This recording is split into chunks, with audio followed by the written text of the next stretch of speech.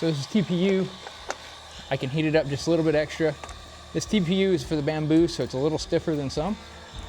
But if I can heat this up, you can see how flexible that is. Also, when I printed this, I printed it like so. So my layer lines are going across it this way.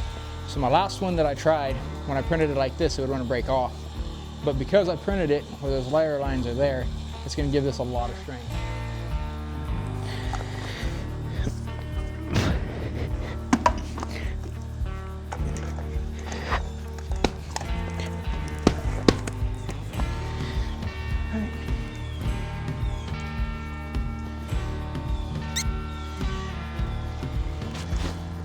All right, it's looking good.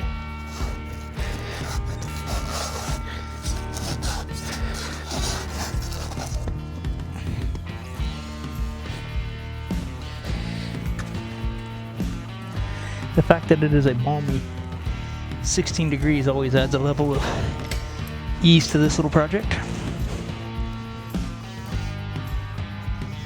There we go.